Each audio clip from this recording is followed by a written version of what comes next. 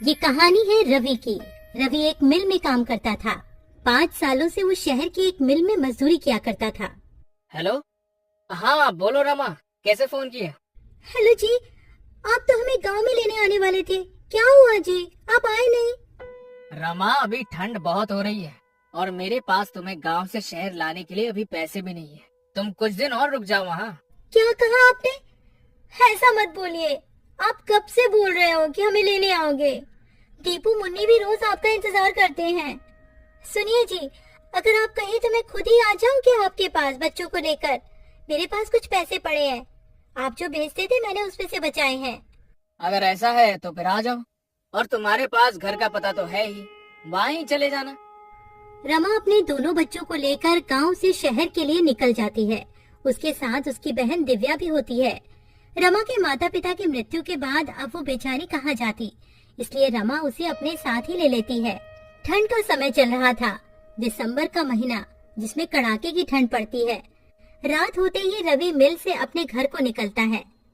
अरे यार, आज तो कुछ ज्यादा ही ठंड पड़ रही है। हाँ यार रवि, ये ठंडी ठंडी हवाएं और चारों तरफ पड़ती हुई धुंध, बहुत ही ठंड है भाई। चल जल्दी जल्दी घर चलते हैं। रवि अपने घर पहुंचता है। वो एक झोपड़ी में रहता था। रवि अपने बच्चों को देखकर बहुत खुश हो जाता है। वहीं वो अपनी साली दिव्या को भी देखता है। अरे दिव्या, तुम यहाँ? ओह अच्छा, याद आया। कोई बात नहीं, अब तुम हमेशा ही हमारे साथ रहना। पापा, मुझे आपकी बहुत याद आ रही थी। हाँ पापा, आप हमें लेने क्यों नहीं आए? बच्चों, मुझे थोड़ा सा काम था। तुम दोनों ने कुछ खाया? हाँ जी, मैंने दाल चावल बनाए थे। आप भी हाथ मुंह धो लो, मैं आपके लिए भी खाना लगा देती हूँ। खाना पीना खाने के बाद सभी लोग फर्श पर सो जाते हैं। यहाँ रवि के पास बस एक ही कंबल होता है। अब पांचों लोग नींद में उस कंबल को अपनी अपनी तरफ खींचते हैं। एक तरफ रमा और रवि लेटे हुए थे, दूसरी तरफ दोनों बच्ची और दिव्या लेटी हुई थी। रमा को ठंड लग रही होती है तो वो सारा कंबल अपनी ओर खींच लेती है।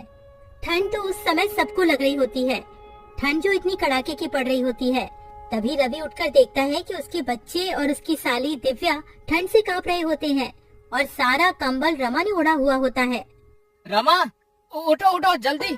क्या हुआ जी, आप जाग क्यों रहे हो? वहाँ देखो। रमा अपने बच्चों और बहन की तरफ देखती है और वो घबरा जाती है। उसके बच्चे और बहन ठंड से कांप रहे होते हैं। हाँ जी, आप देख क्या रहे हो? जल्दी से कंबल बच्चों पर डाल दो ना, ठंड बहुत है। रवि सारा कंबल बच्चों और दिव्या पर डाल देता है और रवि और रमा दोनों ही बिना कंबल के ठंड से ठिठुर के सो जाते हैं। सुबह रवि और रमा दोनों ही जल्दी उठ जाते हैं। रमा, तुम ठीक तो हो ना? तुम्हें सर्दी तो नहीं हो गई? रात को बहुत ज्यादा ठंड थी, मैं इसीलिए तुम सबको यहाँ नहीं बुलाना चाहता था। मेरे पास तुम्हें ठंड से बचाने के लिए कपड़े भी नहीं है, मुझे माफ कर दो। हाँ जी, आप क्यों माफी मांग रहे हो? आप चिंता मत करो, मैं बिल्कुल ठीक हूँ। आप तैयार हो जाइए, आपको मिल भी तो जाना है। मिल जाते हुए रवि परेशान सा लग रहा होता है। वो सोच रहा था कि मालिक से एडवांस पैसे ले लेगा, जिससे वो एक और कंबल खरीद कर ले आएगा। लेकिन जब वो मिल जाकर देखता है तो मिल में जोरों की आग लगी हुई होती है। वो अपने दोस्त प्रीतम से पूछता है, प्रीतम, ये मिल में आग कैसे लग गई है? ये कैसे हुआ? अरे क्या बताओ यार, शॉर्ट सर्किट हो गया और मिल में आग लग गई। अभी मालिक आए थे, उन्होंने कहा कहीं और काम ढूंढ लो। मेरे पास इतना पैसा नहीं है कि मैं दोबारा काम शुरू कर पाऊँ। रवि प्रीतम से ऐसा सुनकर और निराश हो जाता है और सोच पे पड़ जाता है कि अब तो वो इतनी जल्दी कंबल कहाँ से लाएगा। न काम है और न ही पैसे। प्रीतम, अब हम क्या करेंगे, क्या काम करेंगे? देख भाई, मेरे पास कुछ पैसे हैं जिनसे मैं एक छोटी सी चाय की दुकान खोलूंगा। मेरे पास थोड़ी सी सेविंग्स है। तू बता, तू क्या करेगा? पता नहीं यार, मेरे पास तो पैसे भी नहीं थे। जितने पैसे यहाँ से मिलते थे वो पैसे तो मैं अपने गांव भेज देता था। अब तो मेरे पास एक छोटी कौड़ी तक नहीं है। चल मैं घर चलता हूँ, फिर मिलेंगे यार। रवि घर आ जाता है। उसे देखकर रमा समझ जाती है कि कुछ तो बात हुई है। रमा अभी तो कुछ नहीं कहती है। जब बच्ची और बहन खाना खा के सो जाते हैं तब रमा कहती है, क्या हुआ जी, जब से आए हो आप परेशान लग रहे हो, क्या बात है, बताओ ना मुझे। रवि रमा को सारी बात बता देता है। रमा भी रवि को ऐसे उदास देखकर खुद भी उदास हो जाती है और कहती है, हाजी आप इतना परेशान क्यों हो रहे हो, सब ठीक हो जाएगा, भगवान पर भरोसा रखो। मेरे पास कुछ पैसे बचे हैं, उनसे आप थोड़ी सी रुई और कपड़ा ला देना। मैं उससे एक रजाई बना लूंगी। उसके बाद आप काम ढूंढने चले जाना। सुबह होते ही रवि रमा को रुई और कपड़ा देकर वहाँ से चला जाता है और रमा रुई को कपड़े में भरकर रजाई की तरह सिल रही होती है। तभी दीदी क्या हुआ, सब ठीक तो है ना? जब से हम यहाँ आए हैं जीजा जी कुछ दुखी से रहते हैं, क्या उसकी वजह मैं हूँ? अरे दिव्या तू पागल है क्या? ऐसा कुछ भी नहीं है। तू तो जानती है ना तेरे जीजा जी तो ऐसे नहीं है जैसा तू सोच रही है। वो तो उनकी मिल में आग लग गई है, वो इसीलिए परेशान है। तू ज्यादा अपना दिमाग मत चला। हाँ जाकर अब अपना काम कर। रमा एक सुंदर सी रजाई बना देती है। उधर रवि पूरे दिन यहाँ वहाँ काम ढूंढता है पर उसे कोई काम नहीं मिलता है। वो निराश होकर घर आ जाता है। रवि घर आकर देखता है रमा ने एक सुंदर सी रजाई बना ली होती है। अरे वाह रमा, तुमने तो बहुत ही सुंदर रजाई बनाई है। अरे तुम तो बहुत ही अच्छी रजाई बनाती हो। जी वो गांव में खाली समय में मैंने रजाई बनाना सीख लिया था। आप बताइए कहीं काम मिला क्या आपको? नहीं रमा, बहुत ढूंढा पर कहीं कोई काम नहीं मिला। कल फिर जाऊंगा, देखते हैं कहीं कुछ न कुछ काम मिल ही जाएगा। रमा बच्चों को नई रजाई में सुला देती है और खुद दोनों मियाँ बीवी पुराने कंबल में सो जाते हैं। अगले दिन रवि का दोस्त प्रीतम रवि का हाल पूछने उसके घर आया हुआ होता है। तभी अरे वाह रवि, ये रजाई तो बहुत अच्छी है, कहाँ से लाए हो? अरे प्रीतम, मैं ये कहीं से लाया नहीं हूँ। ये रजाई तो तेरी भाभी ने बनाई है। क्या कह रहे हो? ये रजाई भाभी ने बनाई है? भाई ये तो बिल्कुल वैसे ही रजाई है जो दुकानों में मिलती है। अरे वाह भाभी जी, आप तो बहुत ही बड़ी कलाकार हैं। अरे तो वो सब छोड़, ये बता तेरी चाय की दुकान का क्या हुआ? हाँ भाई, मैं इसीलिए तो आया हूँ। मैंने हाईवे पर एक चाय का स्टॉल खोला है। तू बता तेरा क्या हुआ, कहीं पर काम मिला कि नहीं? नहीं भाई, अभी तो मुझे कहीं भी कोई काम नहीं मिला। मिल जाएगा, वैसे भी मैं ढूंढ तो रहा ही हूँ। अच्छा, आप भाभी एक रजाई मेरे लिए भी बना देना, मुझे ये रजाई बहुत पसंद आई है। जी भाई साहब, मैं आपके लिए भी एक ऐसी ही रजाई बना दूंगी, आप ले जाना। अच्छा रवि, तुम एक काम क्यों नहीं करते हो? क्यों ना तुम रजाई बेचना शुरू कर दो। भाभी जी बहुत अच्छी रजाई बनाती हैं, लोग खूब खरीदेंगे ऐसी रजाई। तुम बोल तो ठीक ही रही हो, अभी तो मेरे पास कोई और काम नहीं है और ठंड भी बहुत पड़ रही है। चलो ऐसा ही करके देखता हूँ कुछ दिन। पर प्रीतम, मैं ये रजाई बेचूंगा कहाँ? हाईवे पर मेरे चाय के स्टॉल के पास तुम भी रजाई बेच सकते हो। पर प्रीतम, में एक और दिक्कत है, मेरे पास पैसे भी नहीं है सामान लाने के लिए। अरे तुम चिंता मत करो, ये लो पैसे, इनसे तुम सामान ले आना है। ठीक है, फिर मैं आज ही रजाई बनाने का सामान ले आता हूँ। क्यों रमा, ठीक है ना? आप जैसा भी कहो, मैं तो आपके साथ कोई भी काम करने को तैयार रहती हूँ। रवि और प्रीतम दोनों चले जाते हैं। रवि बहुत सारी रुई और कपड़ा घर ले आता है। उसके बाद रमा रजाई बनाने का काम शुरू कर देती है। रवि के साथ साथ रमा की बहन दिव्या भी उसकी मदद कर रही होती है और बच्चे भी रजाई में रुई भरने में लगे हुए होते हैं। 2 से 3 दिन में सबने मिलकर 10 रजाइयाँ बना ली होती हैं और रवि सारी रजाइयाँ लेकर हाईवे पर प्रीतम के बगल में ही बेचने लगता है और देखते ही देखते उसकी रजाइयाँ बिकने लगती हैं। वो रजाइयाँ बहुत सुंदर लग रही होती हैं, जिसकी वजह से लोग खरीदने आ रहे होते हैं। देखा तुमने रवि, बिक गई ना सारी रजाइयाँ। अब तो बस रजाइयाँ बनाते रहो। रवि घर जाकर रमा को सारी बात बता देता है। रमा बहुत खुश हो जाती है और रवि और रजाइयाँ बनाने की तैयारियां करने लगता है और रवि का रजाइयों का कारोबार खूब अच्छा चलने लगता है। इस तरह रवि अपना खुद का काम करने लगता है और अपने परिवार की सारी जरूरतों को पूरा करता है। गरीब पर ठंड का कहर। रामू एक बहुत गरीब मजदूर था, जिसके घर में उसकी पत्नी मधु और बेटी रानी रहा करती थी। पर अब गर्मियों का मौसम जाने को था और सर्दियों का मौसम आने को था, लेकिन रामू टूटी फूटी झोपड़ी में रहता था, जिसकी खिड़की से हवा आती थी और छत से भी। एक दिन रामू की पत्नी मधु रामू से कहती है कि सुनिए जी, ठंड आने वाली है और ठंड में घर के अंदर बहुत हवा आती है, तो आपको घर की मरम्मत करवानी चाहिए। और रामू उसे कहता है कि मैं कल जाकर अपने मालिक से कुछ पैसे उधार ले आऊंगा ताकि हम अपने घर की मरम्मत करवा सके। यूं ही एक दिन बीत जाता है और अगली सुबह रामू अपनी मजदूरी के काम पर जाता है और वो जिसके पास काम कर रहा था उस मालिक से कहता है कि साहब जी, अगले महीने से ठंड आ रही है और मेरे घर की छत टूटी हुई है जिससे कि घर में हवा आती है, और अगर मैंने जल्दी उसे ठीक नहीं करवाया ना तो ठंड में बहुत दिक्कत हो जाएगी। रामू की बात सुन मालिक कहता है, अरे तो उसमें मैं क्या करूं? रामू कहता है, मालिक आप थोड़े पैसे उधार दे देते तो मैं अपने घर की मरम्मत करवा लेता। मालिक कहता है कि अरे अभी तो तूने उतना काम भी नहीं किया है जो मैं तुझे उधार दे सकूं, अभी मेरे पास पैसे नहीं है।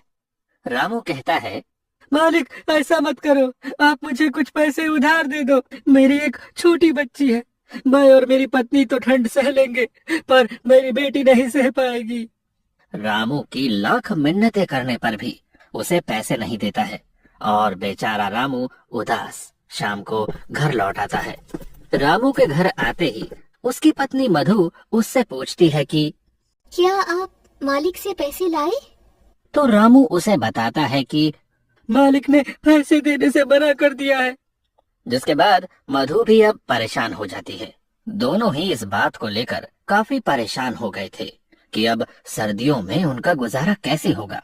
अब रामू मधु से कहता है कि अभी ठंड आने में पूरा 1 महीना बाकी है, तो मैं अगले महीने की 1 तारीख को अपने मालिक से पैसे के लिए बोलूंगा और तब शायद मालिक मना न करे। और ये सुन मधु कहती है कि हाँ, ये सही रहेगा।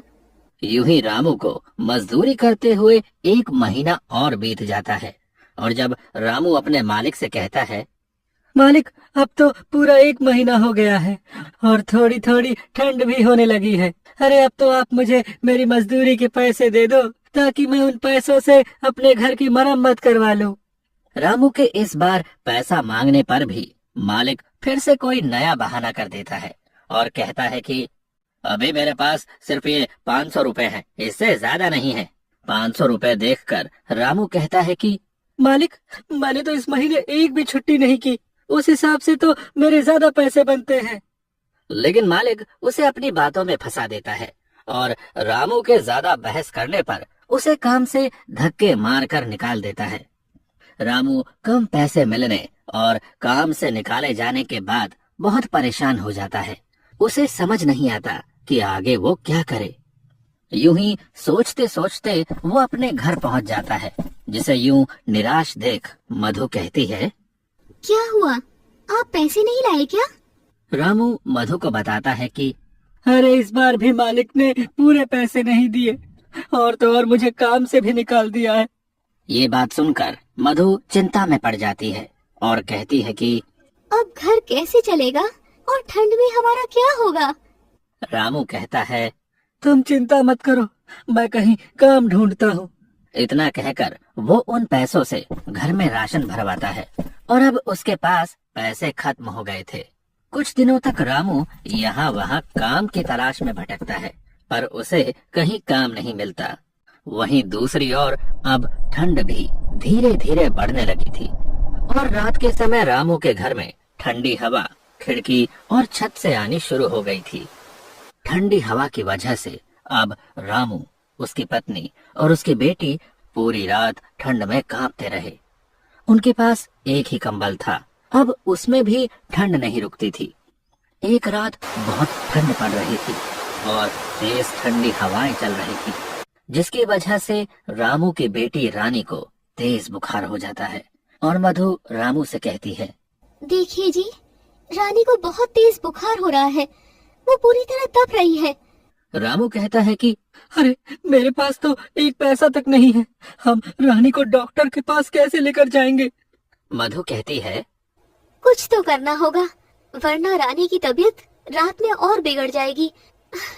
देखिए ना, कुछ तो कीजिए। वो रोने लगती है। दूसरी ओर रानी ठंड से कांप रही थी। रामू को कुछ समझ नहीं आ रहा था कि अब वो क्या करे। अब रामू रानी को अपनी गोद में उठाता है और हॉस्पिटल की ओर निकल जाता है। मधु भी उसके पीछे पीछे चल पड़ती है।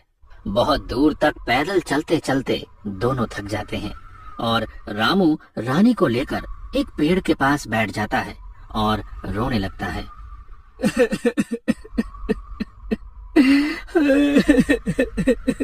मुझे रोना आ रहा है अपनी लाचारी पर कि हमारे पास पैसे नहीं है कि हम अपनी बेटी को हॉस्पिटल तक ले जा सके।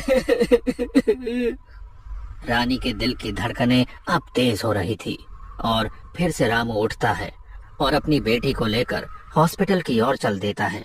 कुछ घंटों चलने के बाद वो मधु के साथ रानी को लेकर हॉस्पिटल पहुंच जाता है। लेकिन अफसोस, उसके पास पैसे न होने पर डॉक्टर रानी का इलाज करने से इनकार कर देते हैं और रामू मधु और रानी को अस्पताल से बाहर कर देते हैं। अस्पताल की सीढ़ी पर रामू अपनी बेटी को गोद में लिए बैठा रो रहा था और दूसरी ओर ठंड धीरे धीरे बढ़ती जा रही थी। ज्यादा ठंड होने की वजह से अब तीनों ही बुखार से जूझ रहे थे और तीनों ही हॉस्पिटल की सीढ़ी पर बेहोश हो जाते हैं। अगली सुबह जब रामू की आंख खुलती है तो वो खुद को हॉस्पिटल के अंदर बेड पर पाता है। ये देख रामू के मन में बहुत से सवाल आते हैं। अरे, मैं अंदर कैसे आया? मुझे कौन लाया? और मधु और रानी कहाँ है? इतने में उसके सामने वो डॉक्टर आता है जिसने उसकी बेटी को पैसा ना होने की वजह से एडमिट नहीं किया था और रामू उससे सवाल करता है कि मुझे अंदर कौन लाया? जिसके बाद डॉक्टर बताता है कि आपको एक औरत ने हॉस्पिटल में भर्ती करवाया क्योंकि आप सभी को ठंड लगने की वजह से तेज बुखार हो गया था और आप तीनों ही सीढ़ियों पर बेहोश थे। रामू उस औरत के बारे में पूछता है कि वो कौन है, तो डॉक्टर सामने की ओर इशारा करके उस औरत के बारे में बताता है। अब रामू जाकर उस औरत से बात करता है और पूछता है, आपका बहुत बहुत धन्यवाद, लेकिन आपने हमारी मदद क्यों की? तो वो औरत बताती है, मेरा आपके परिवार से कोई रिश्ता नहीं है, लेकिन एक टाइम था जब मेरे साथ भी ऐसा ही हुआ था और मेरी फैमिली बहुत गरीब थी। मैं भी किसी सड़क किनारे ठंड से जूझ रही थी और किसी नेक दिल इंसान ने इसी तरह हमारी मदद की थी। तब से आज तक वो औरत गरीबों की मदद करती है। ये सुनकर रामू उसे धन्यवाद कहता है और फिर रामू अपनी बेटी से मिलता है और अपनी पत्नी से भी। अब रामू से वो औरत पूछती है कि आखिर आपके साथ ऐसा क्या हुआ था जो सब इतनी देर रात तक हॉस्पिटल के बाहर बैठे थे? तो रामू उसे सारी बात बताता है, जिसके बाद वो औरत रामू और उसके परिवार की मदद करती है और रामू का घर भी बिल्कुल ठीक करवा देती है। अब रामू को गरीबी और ठंड दोनों से छुटकारा मिल जाता है।